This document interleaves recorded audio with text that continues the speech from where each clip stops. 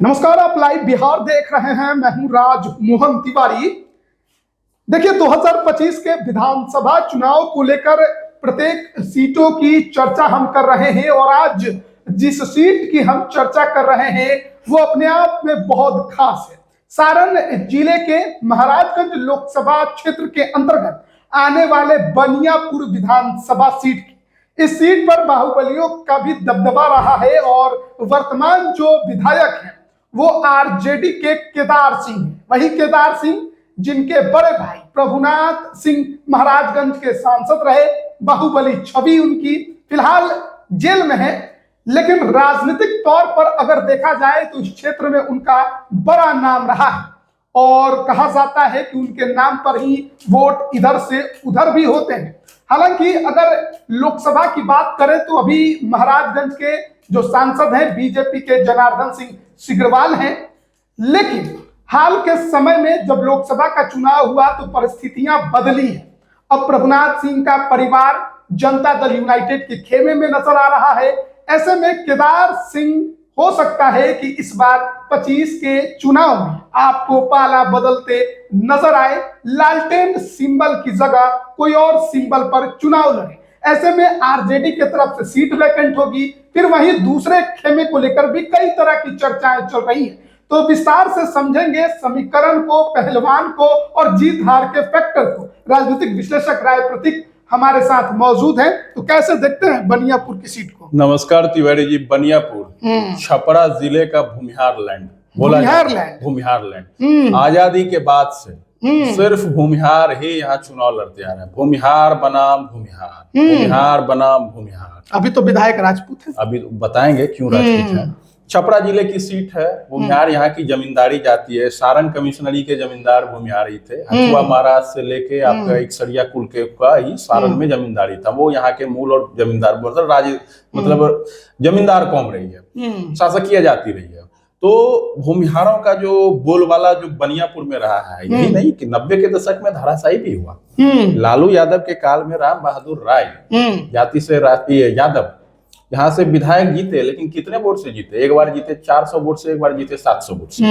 तो ये कह सकते हैं कि उसमें लालू यादव का थोड़ा झोल मोल होता था। मतलब जो चुनाव जो होता था, पेटी जो होता था, मत पेटी जो होता था उस समय, उसमें झोल मटोल करके 100, 200, 400, 500 वोट करके, क्योंकि सामाजिक न्याय का दौर चल रहा था, ऐसा लोग कहते हैं। हम इस बात की पुष्टि नहीं करते हैं। तो वो तिलिस्म भी टूटा था बनियापुर। बनियापुर जहां कभी 70,000 के आसपास भूमिहार समाज के वोटर होते थे। अकेले विधानसभा में गढ़ होता था, डोमिनेंट होता था। उमा पांडे की सीट थी हमेशा। उमा पांडे, बैद्यनाथ पांडे, खास करके उमा पांडे तो कई टर्म वहां से विधायक थे। मतलब आजादी के बाद से यहाँ पर वही विधायक बनते आए। तिलिस्म टूटा एक बार 95 में टूटा, 90-95 में टूटा। फिर देखिए 2000, लेकिन 90-95 के पहले भूमिहार ही रहे। बिल्कुल 90-95 में भी उमा पांडे 1000 के अंदर वोट से 2 बार चुनाव हारी। तीसरे की लड़ाई में 3 भूमिहार लड़ाई लड़ते थे। उस बीच में यादव जो 1500 के अंदर के वोट से वो चुनाव मतलब निकालने में कामयाब हुए थे। बात 2000 में देखिए धूमल सिंह, कौन? बाहुबली धूमल सिंह, मनोरंजन सिंह उर्फ धूमल सिंह 2000 में निर्दलीय जीते बनियापुर से। बनियापुर में वो क्षमता है, अकेले निर्दलीय जीतने वाले, प्रभाव रहा है बनियापुर में, भूमिहारों का दबदबा रहा है। आज भी बनियापुर प्रखंड जो है भूमिहारों का गड़गज है। छपरा जिले का भूमिहार लैंड बोला जाता है बनियापुर को।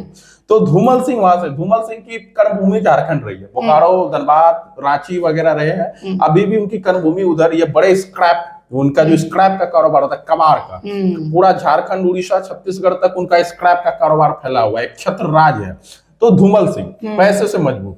तो धूमल सिंह अब चले गए एकमा से चुनाव लड़ते हैं, क्योंकि नया परिसीमन हुआ, बनियापुर का डिवीजन हुआ। बनियापुर से 8 पंचायतें टूटी, लहलादपुर नया प्रखंड बना, वो चला गया एकमा में। भूमिहारों की अच्छी खासी संख्या एकमा विधानसभा में, तकरीबन 33 से 35 हजार वोटर जो है वो एकमा विधानसभा में चला गया, जिसमें मांझी के प्रखंड से भी कुछ भूमिहार टूट के आए। एकमा पर जो है नया विधानसभा सृजित हुआ। इसमें राजपूत भूमिहार आसपास ही है, 40,000 के आसपास राजपूत होंगे, 35,000 भूमिहार है। जो एक्चुअल हकीकत है, यादव भी है, यादव राजपूत भूमिहार एकमा की जब हम बात करेंगे तो एकमा पे आएंगे। लेकिन बनियापुर में क्या है, जातीय समीकरण पे जब आएंगे तो बनियापुर में मसरक का प्रखंड होता था। मसरक राजपूत लैंड, मसरक मतलब राजपूत। गर्म रहा है। उस समय तो प्रभुनाथ सिंह, उस समय तो मसरक का विधानसभा भी हुआ मसरक विधानसभा हुआ करता, तो मसरक विलुप्त हो गया। अब मसरक प्रखंड को मिला दिया गया बनियापुर की विधानसभा में, तो यहाँ पे राजपूत और यादव भी हो गए, वो भी अच्छे खासे हो गए, मतलब लड़ाई में आ गए। भूमिहार कम हो गए, लेकिन कम इतने हुए कि अभी भी सर्वाधिक भूमिहार ही है। लेकिन बात करेंगे राजपूत, तो राजपूतों का मसरक आया, तो राजपूत के भी स्वाभिमान की बात, लड़े तो कैसे नहीं लड़े हैं बनियापुर से चुनाव। और ऐसा नहीं है कि मसरक में सिर्फ राजपूत ही है, वहां भूमिहार भी है। मसरक प्रखंड में 15,000 से ज्यादा सिर्फ मसरक प्रखंड में भूमिहार है, 15-20 हजार के लगभग भूमिहार है मसरक प्रखंड में भी। लेकिन वहां पे राजपूतों का एक डोमिनेंट है मसरक प्रखंड में, वो जुड़ गया बनियापुर के साथ, तो बनियापुर का समीकरण बदल गया, पूरा का पूरा बदल गया। अब जो भूमिहार बनाम भूमिहार होता था पहले, अब राजपूत बनाम भूमिहार शुरू हो गया। राजपूत चल गए लालू यादव के तर्कस में, यादवों के साथ राजपूत की जुगलबंदी 2010 से जो प्रभुनाथ सिंह सटे, बिल्कुल वो जुगलबंदी वहां जम गई, वो भूमिहारों पे भारी पड़ गया। 2010 की बात कर ले, जदयू से उम्मीदवार थे वीरेंद्र ओझा, जाति से भूमिहार, और धूमल सिंह चले गए एकमा चले गए परिसीमन के बाद। एकमा से तो वो विधायक जीत गए, लेकिन वीरेंद्र कुमार ओझा महज 3,500 वोट से चुनाव हार गए। कारण था सचिदानंद राय जो भी एमएलसी है वो निर्दलीय 8,000 वोट लेते आए थे। शुरुआत वहीं से केदार सिंह के चुनाव जीतने की हो गई। मतलब परिसीमन के बाद जो बोहनी थी वो भूमिहारों की खराब हो गई। तो यहाँ पे आप देखिए समीकरण पे आ जाते हैं एक बार, बनियापुर का नया समीकरण भी हम लोग समझ लेते हैं।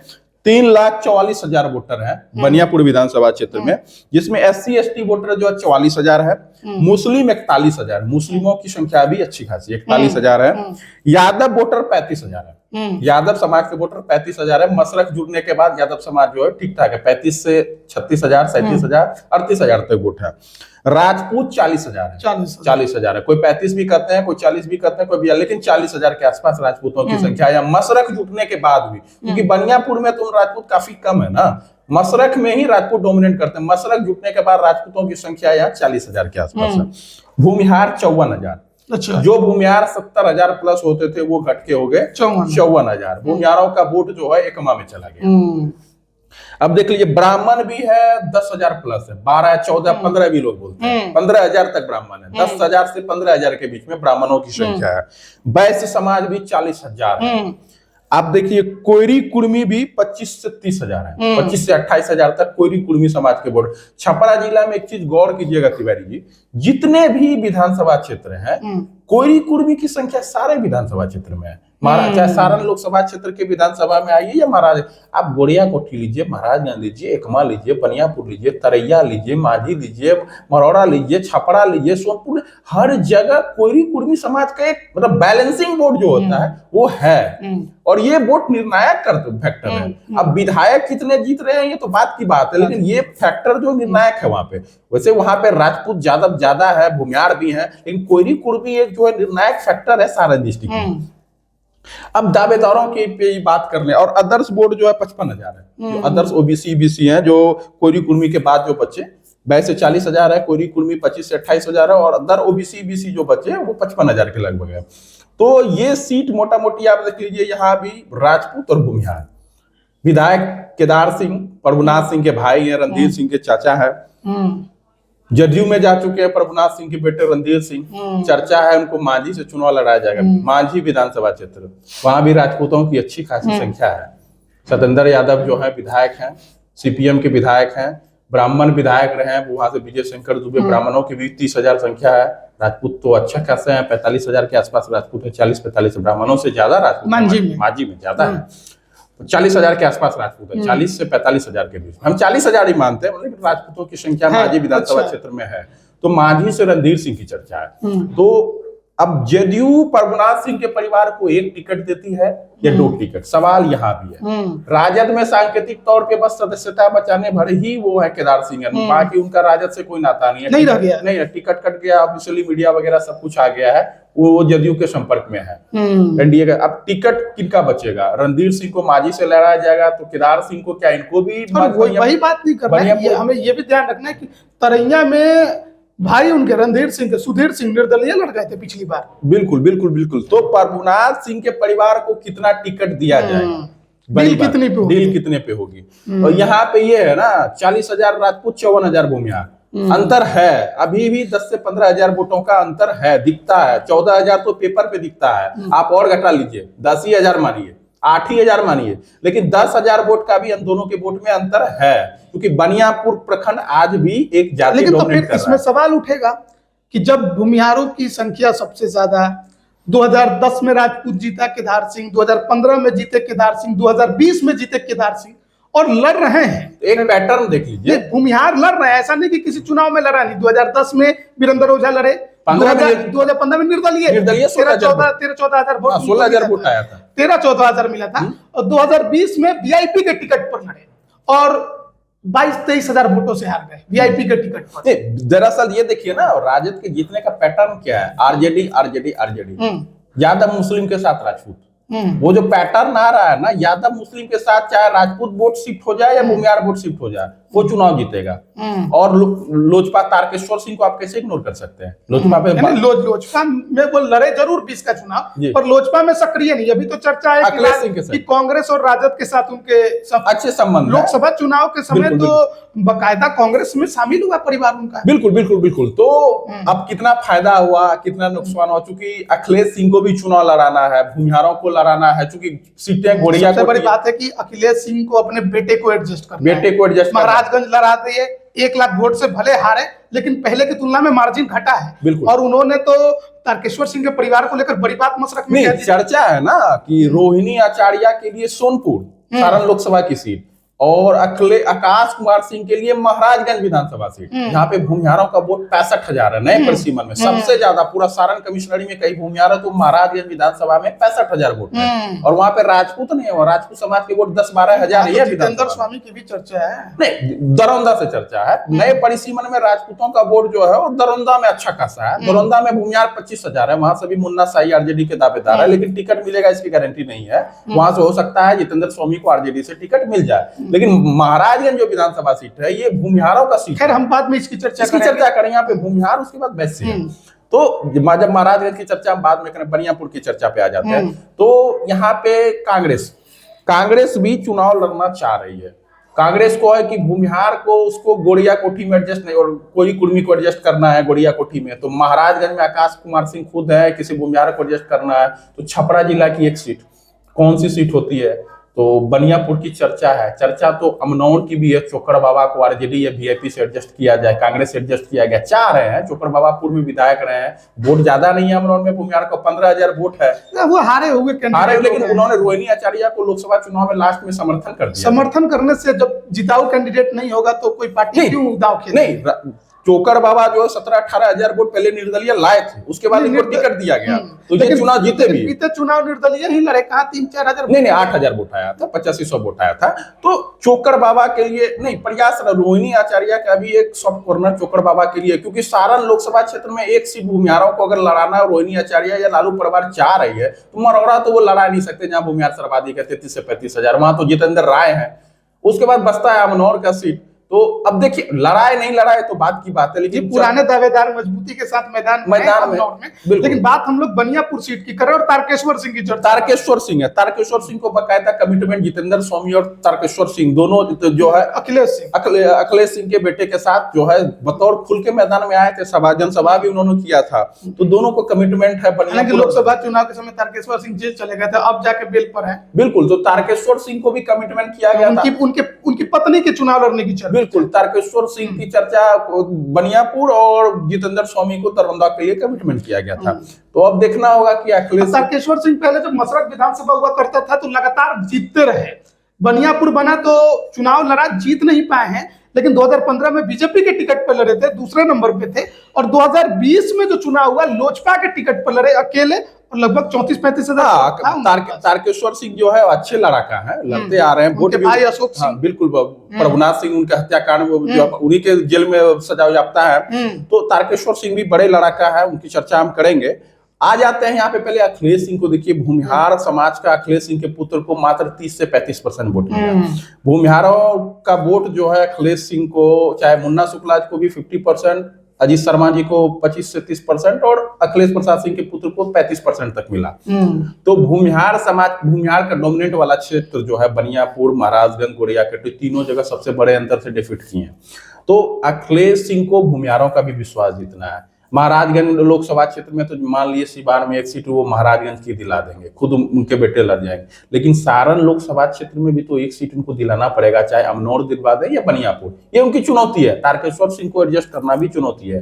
तो अखिलेश सिंह कहां से किसको टिकट दिलाते हैं? अखिलेश सिंह का कमिटमेंट तारकेश्वर सिंह के लिए भी है। तो अब देखना होगा कि बनियापुर में क्या हो पाता है राजद गठबंधन से। अब भाजपा भी है, भाजपा में देखिए सजदानंद राय है, बड़े धन कुबेर है, ईडन ग्रुप के मालिक है, उनके वो अपने पुत्र को चुनाव लड़ाना चाहते हैं। कुछ दिन पहले जनसुराज में अभी रूढ़ी जी के चुनाव में काफी मदद भी की। रूढ़ी जी तो बाकायदा उनको कमिटमेंट कर दिया, आपको मरोड़ा से आपके बेटे को चुनाव लड़वा देंगे, कुमार सतीश को। तो अब बनियापुर या मरोड़ा किसी एक सीट में वो देख रहे हैं, हो सकता है मरोड़ा में रूढ़ी जी सिग्रीवाल जी से तो उनका पटरी नहीं खाता है, उनके संसदीय क्षेत्र में तो इनका कोई, हमको नहीं लगता कि दाल वो गलने देंगे। रूढ़ी जी से इनका सॉफ्ट कॉर्नर है, दोनों घनिष्ठ मित्र है। हो सकता है कि राजीव प्रताप रूढ़ी पे इल्जाम भी लगते आ रहा है कि उन्होंने शत्रुघ्न तिवारी चोकर बाबा का टिकट कटवा दिया। और भूमिहार समाज उनसे इस बार छिटक भी रहे थे, काफी विरोध भी कर रहे थे सारण लोकसभा, अंततः बहुत हद तक सुधर भी गया था।